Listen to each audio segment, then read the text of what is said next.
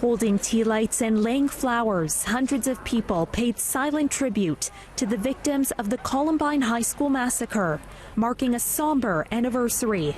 On a hilltop in Littleton, Colorado, next to where some of the killing took place, is a symbol of healing, the Columbine Memorial. A ring of remembrance is filled with 13 plaques naming the people who were killed and including a reflection from their families honoring their lives. Outside the circle is a wall of healing that has quotes from the community, including this one that reads, "It brought the nation to its knees. But now that we've gotten back up, how have things changed? What have we learned?" Here you go, a whole bunch coming out. 20 years ago today, 2 students armed with shotguns and semi-automatic weapons stormed the campus, fatally shooting 12 fellow students and 1 teacher before killing themselves. People who could have died that day gathered during a week-long series of events commemorating the tragedy. At the time, it was the deadliest school shooting in U.S. history. All the safety, security, innocence that I had known, everything, in fact, that I had known was falling apart before me. The ground beneath me was literally shaking.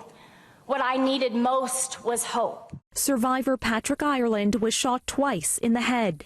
In order for forgiveness to take place, there first must be a debt that is owed. Our innocence was stolen. How can that ever be repaid? There have been shots fired in the gym area.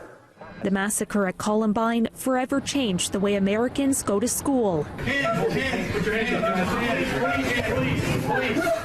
The Parkland shooting, that event was probably the biggest event of my high school experience, I guess. A lot of people don't realize how traumatizing that event in general is.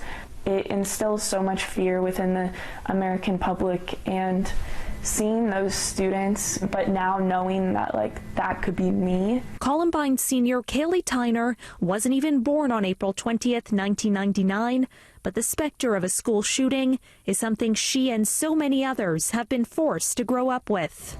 Today, we are launching the My Last Shot project and declaring that in the event of our deaths from gun violence, we want the images of our deaths to be publicized. The legacy of Columbine inspired Tyner to start a campaign that exposes the horrific realities of gun violence by using graphic imagery of people's deaths. If names, stats, and studies aren't going to make the difference, then maybe the graphic images of our death will. But there is hope, too. The principal at Columbine, when shots rang out 2 decades ago, says the 13 who lost their lives didn't die in vain. They will continue, and I can guarantee you, just as they have done for the past 20 years, they will continue to provide strength for this community, for this nation, and for this world.